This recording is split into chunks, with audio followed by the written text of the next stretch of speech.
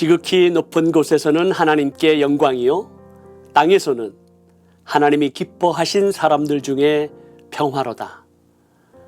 예수 그리스도가 태어나신 성탄절을 맞이하여 여호와 하나님의 크신 은총과 평안이 사랑하는 기도 동역자님과 가정, 사역과 교회 가운데 늘 함께 하시기를 기도드립니다.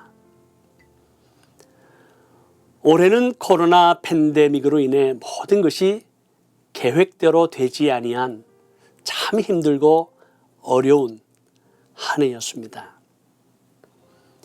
앞으로 어떤 계획을 세울지라도 아직 불확실한 미래에 대한 불안과 염려가 있습니다.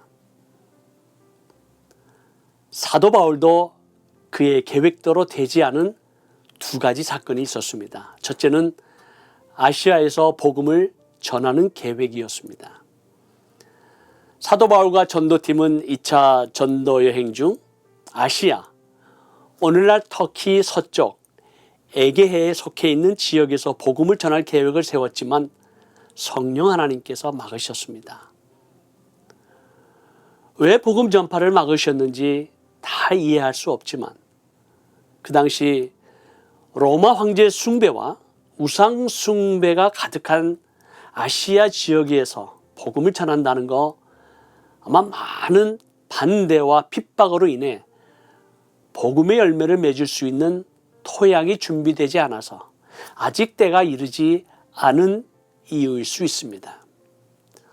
반면에 마게도니아 지역은 빌립보에서 루디아가 회심하고 감옥 간수와 가정이 예수 그리스도를 영접하고 데살로니가와 베레아 지역 사람들이 복음을 잘 받아들이는 성경의 기록을 보면 그 지역을 중심으로 복음의 전진기지를 먼저 세우고 그 후 여러 지역으로 복음을 전파하시려는 하나님의 계획이 있었음을 알 수 있습니다. 사도 바울의 계획이 하나님의 계획과 달랐던 것입니다. 둘째는 스페인에서 복음을 전하는 계획이었습니다. 사도 바울은 로마 교회에 보낸 편지 로마서 15장에 보면 예루살렘으로 가면 결박과 환난이 기다리는 것을 알고 있었지만 그곳에 가는 이유는 예루살렘 교회 유대인 성도들이 기근으로 인해서 많은 어려움 가운데 있다는 소식을 들은 마게도니아와 아가야 교회, 헬라인 성도들이 드린 구제 헌금을 전달해야 하는 책임이 있었기 때문입니다. 그리고 사도 바울은 그의 계획을 말하지요.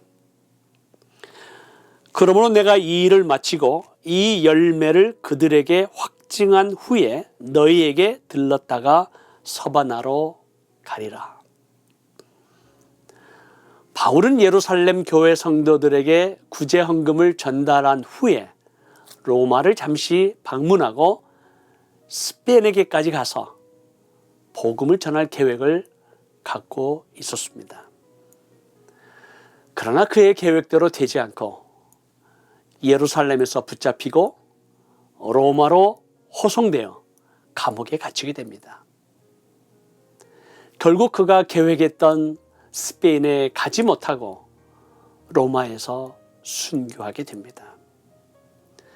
사도 바울의 계획대로 되지 않았지만 기독교 역사 가운데 로마 제국과 전 세계를 향한 하나님의 계획은 성취되었고 오늘날에도 땅끝까지 그날까지 하나님의 계획은 이루어지고 있습니다.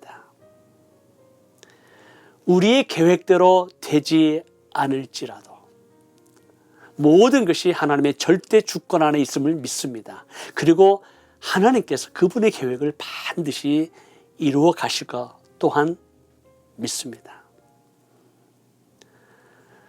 저는 터키 교회와 난민 교회의 그 생생한 현장의 이야기, 그들의 간증, 선교사님들의 메시지를 통한 성령의 역사를 영상에 담아 미국과 한국 교회 성도들에게 전달하기 위해서 그리고 추운 겨울을 지내는 난민교회 성도들에게 구제헌금을 전달하기 위해서, 그리고 현지 사역자들에게 새 컴퓨터를 기증하기 위해서 터키를 방문할 계획을 세웠습니다. 지난 10월 28일 터키 이스탄불 공항에 도착했고 여권 심사를 받는 중에 저의 입국이 거절되었습니다. 경찰의 조사를 받은 후에 16시간 감금되고 그 다음날 추방을 받았습니다. 저의 계획대로 되지 않았습니다. 그러나 주님께서 말씀하시기를 네가 어디로 가든지 너와 함께 하리라 위로와 격려해 주셨습니다. 저는 못 들어갔지만 한국과 그리스에서 오신 영상팀은 무사히 터키에 도착했고 성령의 감동으로 여러 지역을 방문하며 57명의 간증과 메시지를 영상에 담았습니다. 그분들이 고백하기를 하나님의 불을 경험했습니다. 마치 초대교회 성도들을 만나는 듯한 감동과 은혜가 있었습니다. 현대교회에서 사라진 불이 무엇인지 깨닫게 되었습니다. 라고 보고했습니다. 이 영상을 통해 우리의 식어진 가슴 가운데 성령의 불이 다시 타오르는 역사가 있기를 간절히 기도합니다. 이제 이 영상들을 줄여서 각 주제에 맞게 30분 5개의 영상이 17개 교회 이상에서 2021년 특별 새벽 기도회에서 선교 부흥회에서 여러 모임에서 사용되게 됩니다. 코로나가 확장되어가는 중에도 영상팀은 구제헌금 새 컴퓨터 27대를 잘 전달했습니다.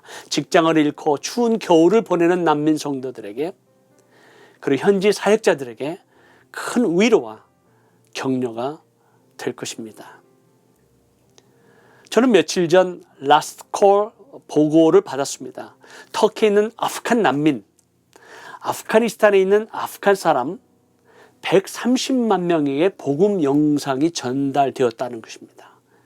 그리고 그들 가운데 6천 명에게 성경이 전달되었고요. 450명을 팔로우해서 그중 90명이 예수 그리스도를 영접하고 교회로 연결되었다는 소식을 받았습니다. 우리 하나님 신실하십니다.